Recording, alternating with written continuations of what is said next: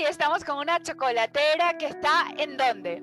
En la Ciudad de México, Helen. Bueno, nada más y nada menos que Ana Rita García, que es la directora del Museo de Chocolate de México, la meca para todos los chocolateros del mundo, porque bueno, obviamente estamos hablando del comienzo de la historia del chocolate, ¿no? Que tiene que ver con México. Hoy vamos a hablar de una fiesta muy importante para los mexicanos, que es Día de Muertos, y su vínculo con el chocolate. ¿Qué fue primero, el chocolate el Día de Muertos o el Día de Muertos y el chocolate? ¿Cómo se vinculan estas dos cosas, Ana Rita? Excelente pregunta, Helen, y es algo en lo que hemos estado pensando desde luego en el museo y todos los mexicanos en esta temporada.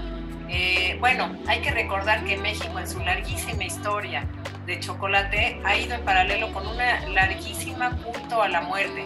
Y lo digo no de una manera sanguinaria, que también estuvo presente, como lo sabemos en la historia, sino de una manera de acercamiento a la muerte desde muchas plataformas y desde un interés que va más allá de lo finito, ¿no? Sino de esta trascendencia a otro mundo, al inframundo y pues a otra vida, ¿no? Entonces somos una cultura amante del cacao y celebratoria de la muerte.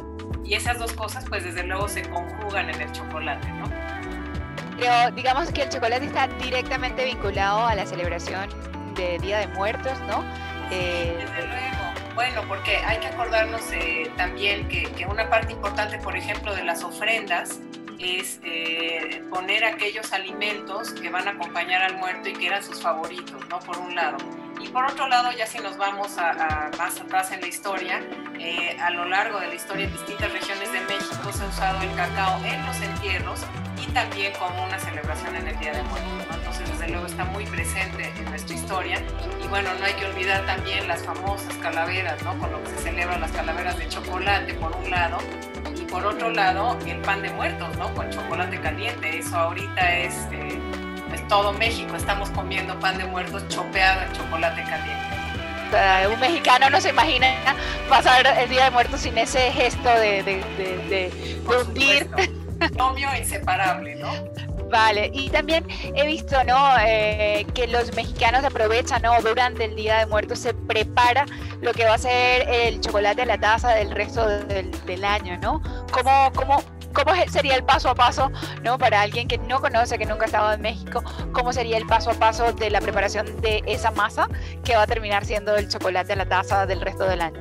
Bueno, esa es una cosa gloriosa y que a nosotros nos encanta celebrar, y ahora lo hemos hecho, la presencia de el elemento, la piedra angular, ¿no? Que es el metate. Entonces, el chocolate a la taza, o como lo conocemos en México, chocolate de metate, tal cual.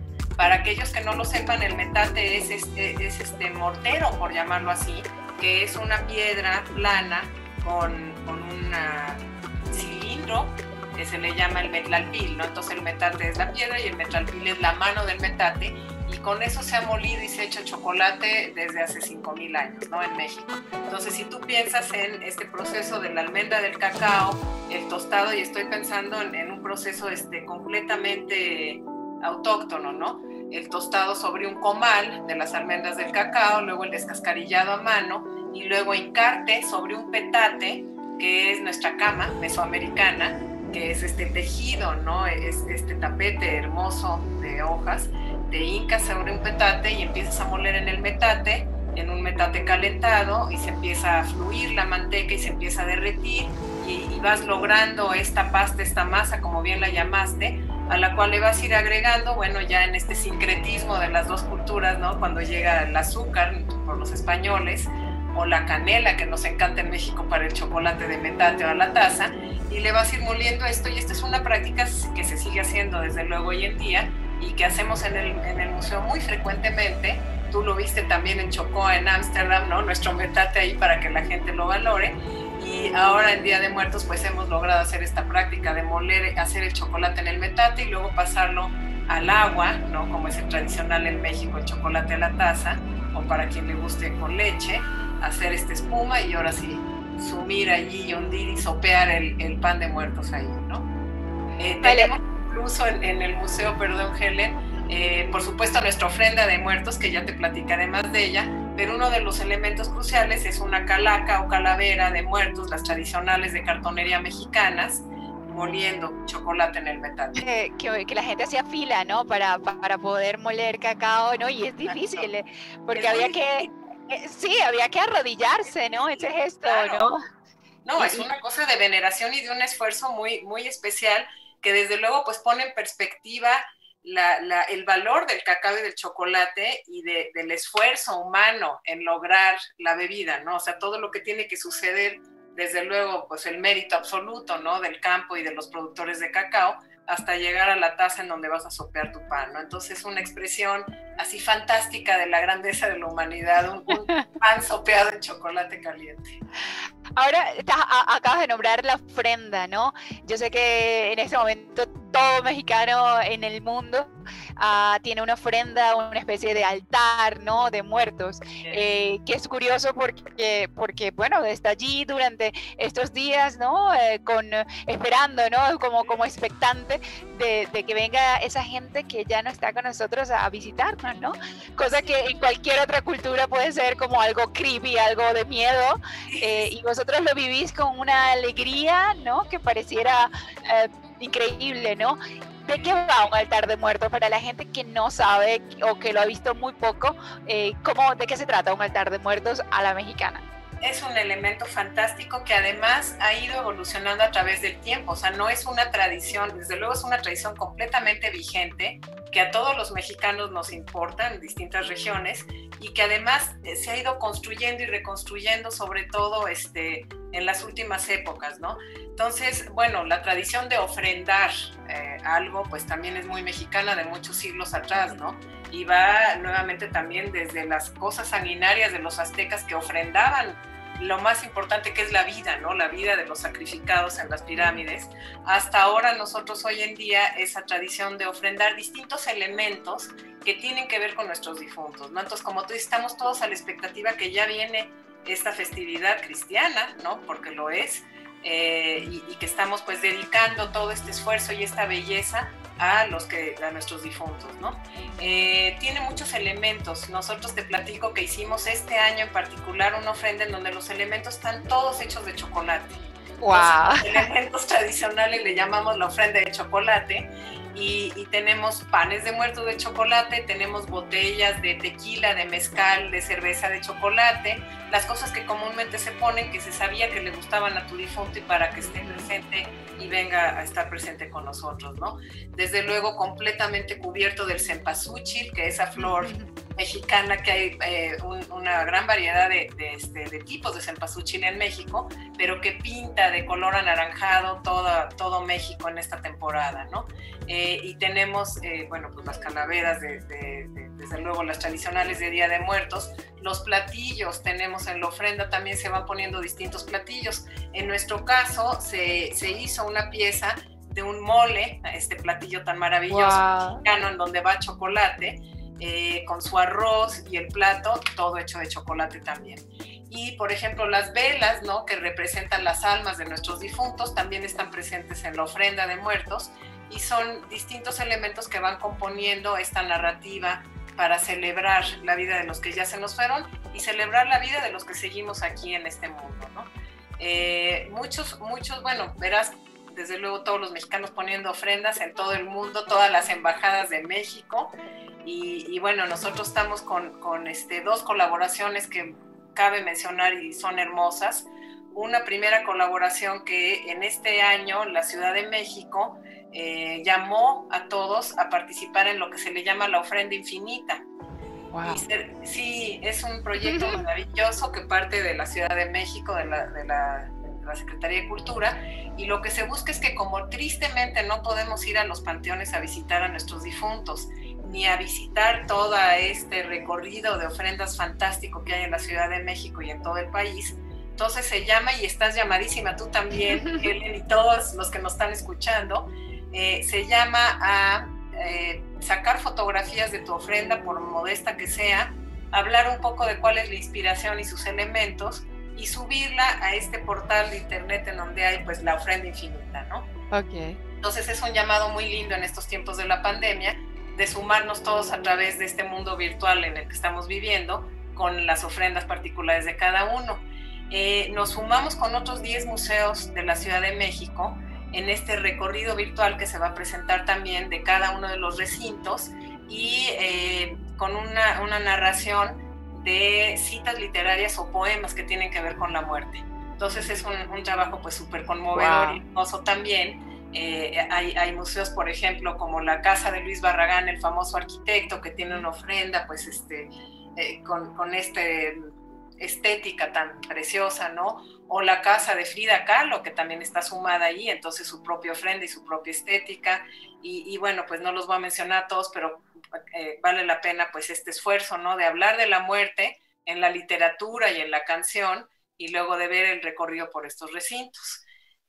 Otra iniciativa en la que nos sumamos, que también está súper interesante, es con 3 consulados de México en Estados Unidos, y la Embajada de Estados Unidos en México y la Embajada de México en Washington, D.C., y esto se convocó, estamos trabajando con todos estos representantes de México y el Fine Cacao and Chocolate Institute, y se invitó a 5 chefs en estos lugares a que prepararan un platillo con chocolate a manera también de esta celebración gastronómica de Día de Muertos, y a que los representantes diplomáticos pudieran decir un poco de cómo se vive Día de Muertos en cada una de sus representaciones, ¿no? Entonces, digamos, Los Ángeles hablará de pues lo que se vive, que es intensísimo el Día de Muertos en Los Ángeles. Texas, Dallas hablará de su propia experiencia, Boston de la suya, y pues el representante de la Embajada de Estados Unidos en México dirá pues sus impresiones, ¿no? Como extranjero, de lo que ha vivido él en su estancia en México de Día de Muertos. Sí, quiero saber, ¿no? Si tú has sentido que lo de Día de Muertos a partir de la película de Disney ha sido como más reconocido o era ya un fenómeno que iba a pasar, ¿no? Yo antes hablaba de Día de Muertos y la gente sentía como cierto recelo. Y sin embargo, ahora nuestras conferencias de Día de Muertos en España, veo muchos niños, muchas niñas que vienen disfrazadas de catrinas, y como que la película ayudó mucho a quitarle fuero, ¿no? A lo que podía ser explicar el Día de Muertos para alguien que no era mexicano. ¿Tú has notado esa diferencia? Sí, desde luego, es un fenómeno increíble y todo el escepticismo que había al principio, ¿no? De que esta tradición tan profunda y tan culturalmente diversa y rica fuera representada en una película era difícil, pero yo creo que ha sido pues una ayuda fantástica de comunicación, muy accesible, como tú bien dices, a los niños, ¿no? Y esta idea de la Catrina y de llegarle a esta tradición con una información más amplia gracias a la película, ¿no? Entonces, claro que ha sido un parteaguas definitivamente. Sí, ¿no? ¿Y cómo lo ven los mexicanos? Yo siempre me daba curiosidad, ¿no? Si en algún momento una película hecha por Disney, ¿no? Que podía ofenderles o podía no ser tan apegada a la realidad, pero yo creo que estuvo bien, ¿no? ¿Cómo lo ves? Está muy bien lograda y bueno, los mexicanos, como todo el resto del mundo, siempre hay opiniones divididas, ¿no? Con la producción de Disney. Pero en el caso de Día de Muertos, pues creo que estuvo muy bien logrado. Y no solo ha estado, ahorita que lo mencionas, no había yo pensado en el cine, claro, pero también hubo un gran destape que generó, digamos, una nueva era de representaciones de Día de Muertos, que fue en una de las películas de James Bond, de las más recientes. ¿Recuerdas que hay una filmación de un desfile de muertos con enorme cantidad de catrinas y todo en la Ciudad de México? Entonces, ese desfile, bueno, se volvió un evento muy popular y cada vez más nutrido, que desafortunadamente este año por la pandemia pues no va a suceder, ¿no? Pero surgió este desfile y surgieron varios otros movimientos así presenciales de catrinas gracias a esta proyección cinematográfica que le da pues una dimensión global, desde luego, ¿no? Y nos permite también ir creando, que es lo más interesante de esta celebración de Día de Muertos, que no es una cosa estancada que se refiere al pasado, sino es una construcción cultural en constante evolución, ¿no? No, y que estoy entendiendo también que cada cultura, ¿no? Lo va a ir adaptando, ¿no? Yo cada vez veo, por ahora veo la confusión entre Halloween y Día de Muertos, con lo cual vamos muy bien, porque quiere decir que hay un interés, o sea, la gente ahora está un poco en esa transición, ¿no? Y va a ser bonito, ¿no? culturas que no tienen nada que ver, que empiezan a adoptarlo y cómo lo van a adoptar, o sea que va a ser muy interesante el futuro, ¿no? Y un poco al resto de la humanidad nos permite pensar en la muerte desde otro punto de vista, ¿no? Desde algo positivo, algo bonito, ¿no? Por supuesto, y en esta celebración y en este banquete, ¿no? Para los difuntos. Es muy interesante eso que dices, porque justamente en conversación con la cónsul con la que estamos trabajando en Los Ángeles, nos decía que, bueno, desde luego en Estados Unidos ya se comprende muy bien y se espera el Día de Muertos, y no es una cuestión únicamente de las comunidades mexicanas o latinas, digamos, sino ya es una cuestión completamente distribuida en todo el territorio de Estados Unidos, como una fiesta que ya se adopta también como propia, ¿no? Entonces, pues estas vivencias son súper interesantes y, como te digo, construcción en progreso, ¿no? De este Día de Muertos, cómo va evolucionando a través del tiempo, ¿no? Bueno, tú eres directora del Museo del Chocolate de México, tienes retos permanentes, ¿no? Porque es, yo creo que un cargo, ¿no? Que te exige permanentemente dar muchísimo de ti. Yo te he visto trabajando durísimo, ¿no? Ahora estás en plena pandemia, ¿no? Estamos en plena pandemia y claro, un lugar donde además el Museo del Chocolate de México que vas a tocar, no, o sea, es súper táctil, a oler, ¿no? ¿Cómo se ha adaptado el Museo del Chocolate de México a esta nueva circunstancia? Eleni, y gracias por hacerla. Sí ha sido un reto muy grande, precisamente por lo que también entendiste que es, para nosotros la cuestión sensorial es la clave de la experiencia, ¿no? Entonces, si bien la gente va a ver la colección y aprende de historia y de botánica y de la producción de cacao y todo, había elementos muy distintivos del museo, en particular 3 instalaciones de arte que tenían que ver con el olfato y el tacto, mismas que tuvimos que quitar de la museografía. Entonces, con la apertura del museo, nos dirigimos al único sentido que nos faltaba, que no tiene que ver con la prueba del chocolate, pero con el sonido. Entonces, pues el oído, ¿no? Entonces, en septiembre inauguramos esta pues, nueva línea de investigación que no, en realidad ya la habíamos empezado desde el año pasado, pero que le llamamos la polifonía mexicana del cacao. Entonces, la idea aquí es traducir distintas pues, experiencias o textos o frases que están en el español y en otras lenguas a todas las lenguas indígenas que se hablan en México, que son casi 70 más sus variantes que se van ya a una red muy amplia de lenguas vigentes habladas en México. Entonces, en este caso, para celebrar el Día Nacional del Cacao y Chocolate, que era en su segunda edición en México en septiembre, tradujimos 2 poemas. Tú has de conocer uno de ellos, de Netzahualcóyotl, que habla de cómo hay que celebrar la vida a través del cacao, ¿no? Sí, y otro poema mexica. Y los pusimos en manos de hablantes de distintas lenguas para que estos poemas, que fueron escritos en náhuatl, luego traducidos al español, y nunca en la historia, hasta donde conocemos, se habían traducido al mazahua, al mazateco, al mixteco, al ayuk, al odam, wow, a todas estas. Sí, es una cosa maravillosa, maravillosa, Helen. Y bueno, pues ahí va, ¿no? Como hilo de media va teniendo su eco, y poco a poco vamos logrando más traducciones. Entonces tú, cuando oyes, pues como lo dice la palabra, la polifonía, todos estos sonidos que están hablando y celebrando este poema del cacao, y nuestra esperanza pues es seguir traduciéndolo, y hay una exposición ahorita en el Mucho, con eso reinauguramos después del cierre de la pandemia, en donde la gente se sienta y escucha y ve a los hablantes de lenguas y se da cuenta de esta dimensión del cacao y de toda esta trascendencia en México a través del sonido, ¿no? Entonces digamos que estas voces están haciendo el honor a lo que no podemos hacer ahorita, que es tocarnos, oler, todas esas cosas que tanto nos duelen, ¿no? Pero bueno, sí podemos escuchar, eso no se ha limitado. Exacto, ¿no? Claro. Y tienen, supongo, limitaciones con el tema del aforo, ¿no? Están haciendo... Sí. Nuestro máximo es el 30%, todos los museos en México, y no llegamos a ese. Desafortunadamente apenas estamos llegando, ahorita te podría decir a finales de octubre, a un aforo un poco mayor, porque la gente ya también está entendiendo, y bueno, se corre la voz, ¿no? Que por lo menos en nuestro museo sí está muy cuidado la cantidad de gente que entra a cada sala, y sobre todo tenemos esa bendición de tener un patio interior y las ventanas, toda la fachada abierta con aire circulando y todo, ¿no? Entonces eso pues lo ha vuelto una experiencia súper linda, con las copas de los árboles afuera, y bueno, hasta ahora ha sido muy gratificante.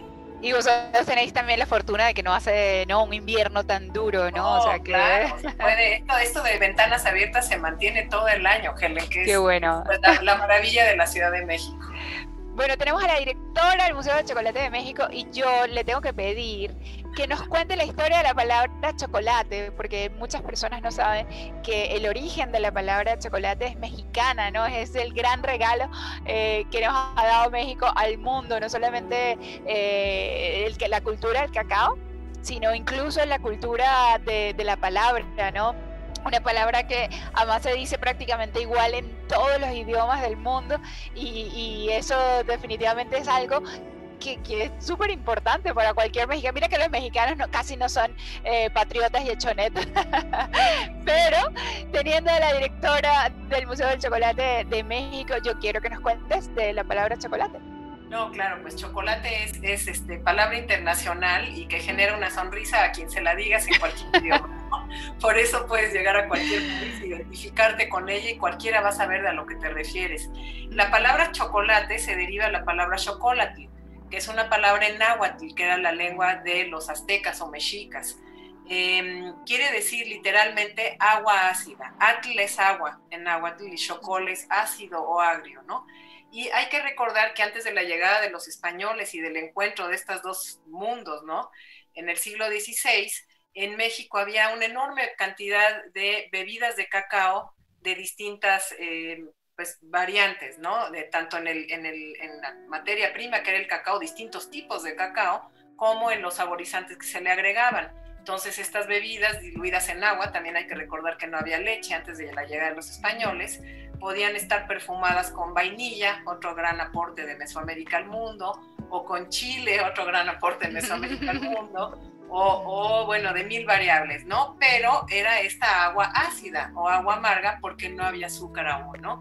Y si bien había una de las variedades de bebidas de cacao, se endulzaba con miel, que sí era un ingrediente desde luego procurado en las culturas mesoamericanas, no era la presencia tan prominente del azúcar. Entonces tú te tomas un chocolate hoy en día y pues es dulce, ¿no? Pero en ese entonces era el agua ácida. Pero más interesante aún, también cacao es una palabra mexicana, ¿no?, que se deriva del maya la palabra cacao. Entonces estas dos esenciales componentes de nuestra cultura contemporánea pues son dos palabras que surgieron de México, ¿no?, con toda la cultura que tiene que ver con eso. Que también hay una tesis, ¿no?, que es agua amarga, pero también puede ser agua amargada, o sea, con lo cual pudo haber sido una bebida fermentada, alcohólica, sí, de claro, pronto. Claro. Pudo haber sido, ¿no? La fermentación es un tema importantísimo, tú lo sabrás mejor que yo, ¿no? Hoy en día en las pruebas de cacao y en los que hacemos bean to bar y en todo el movimiento en general, en este resurgimiento internacional y global de la fermentación, pero también un tema pues que tiene muchas raíces en México, igual que en todas las naciones, ¿no? La fermentación es uno de los logros más importantes de la humanidad y seguramente habría también algún licor de cacao, aunque es interesante también que en el México prehispánico el chocolate tenía particular importancia por mil razones que no vamos a ahondar, bueno, o a menos que tú me lo digas, pero también porque el consumo de alcohol era muy limitado a ciertos días del año en el cual era pues alguna festividad en particular y una borrachera generalizada, pero muy penada en los días que no eran esa fiesta en particular o ese motivo, ¿no? Entonces imagínate si no te puedes tomar un tequilita o un mezcal o un vinito o lo que sea que tome uno un viernes como hoy, pues el chocolate, que es esta bebida vigorizante y esta cosa tan gratificante, pues cobraba aún más grande dimensión de trascendencia, ¿no? Ok. Ahora, ¿en qué momento, no? Esto sí es importante. ¿En qué momento está México? ¿Cómo ha vivido, digamos, cómo se ha afectado el negocio del cacao y el chocolate a México? Sabemos que muchos de los productores son población de riesgo, están muy lejos de los centros de salud, ¿no? Se ha saturado también. México registró altas cifras de contagios y de muertes, ¿no? Entonces, ¿cómo, muy rápidamente, cómo ha afectado el negocio del cacao? ¿Tú tienes información sobre eso? Sí, pues es una tragedia, ¿no? Como en todos los demás temas, no solo por los contagios, que la tragedia humana pues es la más grave y la que más nos importa a todos, ¿no? Sino también porque hay que recordar que todas las cadenas de distribución se vieron truncadas ahorita en la pandemia, ¿no? Entonces, por ejemplo, terminó la temporada de cacao y no había cómo mover este cacao porque estaban precisamente truncadas las cadenas y todo muy difícil, ¿no? En particular, bueno, en México ha sido muy grave, dos regiones importantes, desde luego la Ciudad de México, que es donde peor nos ha pegado la pandemia, la zona metropolitana, que a la vez, pues es como tú sabes, el centro, la capital en México es muy importante, y el centro también de producción de chocolate, y hay enorme cantidad de bean to bar, chocolateros ahora en México, en esta revolución fantástica de la cual habrá que hablar en un capítulo en especial, ¿no? Y luego la otra región importantísima es nuestra principal región productora de cacao en México, es el estado de Tabasco.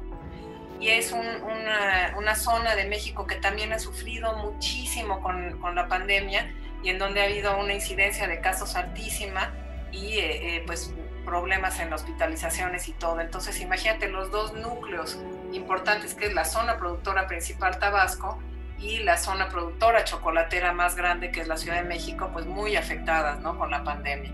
Entonces una tragedia, desde luego. Sin embargo, yo sé que mucho, ¿no?, se ha dedicado a apoyar y ya me imagino que tenéis planes para recuperarse, ¿no?, para apoyar a los productores bean to bar, a los productores de cacao. Yo sé que ya debes tener un plan, ¿no?, para apoyarlos y levantar un poco, ¿no?, las dos industrias, ¿no?, que han estado especialmente afectadas por el tema de la COVID, ¿no? Desde luego, y nuestra vocación, como sabes, Helen, sobre todo es visibilizar, ¿no? O sea, nosotros poder, por medio de la narrativa del museo, traer temas y ponerlos a la disposición del público en general. Entonces, el plan para el año que entra es precisamente, nuevamente, bueno, las puertas siempre están abiertas para los productores de cacao y para los productores de chocolate, desde la industria más grande hasta el bean to bar que está haciendo en su cocina, ¿no? Entonces nuestra idea es, pues están abiertas las puertas del museo para acercar estos mundos al público que ya se está animando a ir a ver los museos, y que este público haga conciencia pues de estas tragedias, que como todos estamos en la tragedia, no estás tan consciente del prójimo, por ejemplo los productores de cacao en el campo, o los pequeños productores de chocolate que de pronto quedan truncadas las vías de venta y todo eso, ¿no? Entonces, pues nuestra vocación es precisamente decirle a los demás públicos, oye, esto es lo que está pasando, ¿no? Bueno, Ana Rita, directora del Museo de Chocolate de México, mejor conocido como Mucho, la vamos a comprometer a una nueva conversación con el director del Museo del Chocolate de Barcelona.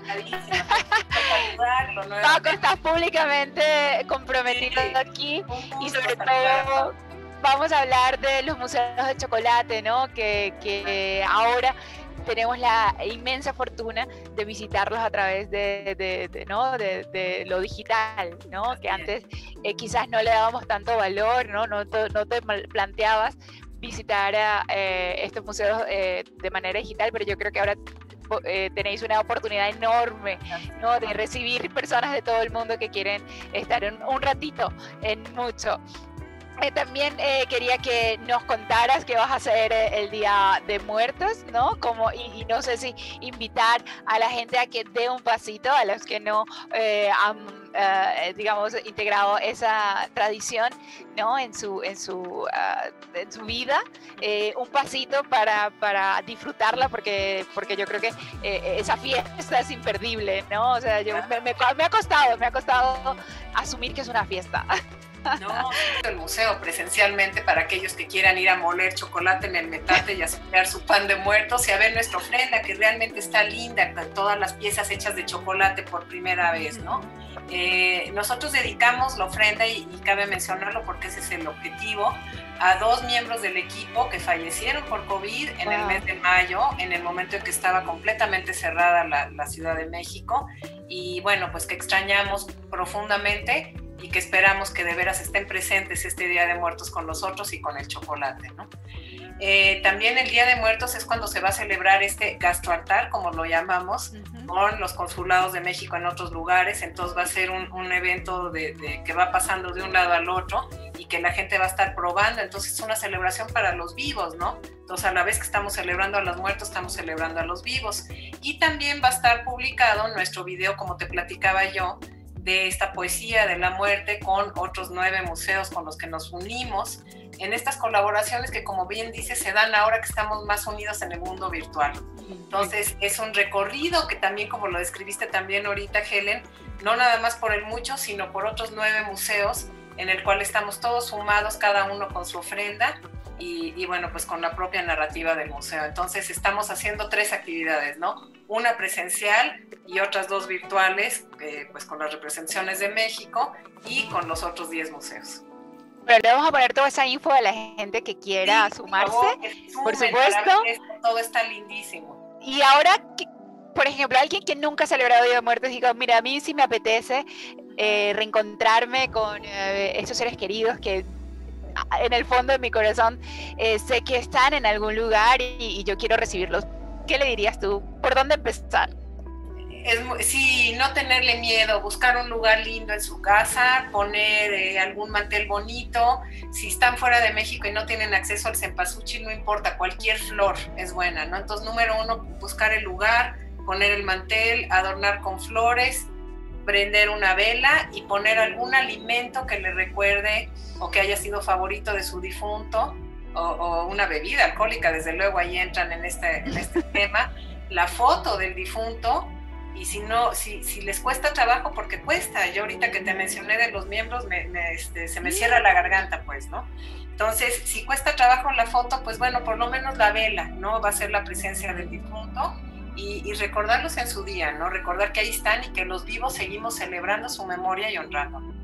Sí, porque también la gente pensaría, ¿no? Que esto es como una frivolidad, como que, no, es que se subestima la muerte, ¿no? Y más bien es algo, todo lo contrario, ¿no? Una fiesta porque hay que celebrar, hay que honrar a toda esta gente que ha pasado por aquí, que ya no está, ¿no? Entonces, yo sé que es difícil entender, a mí me costó mucho.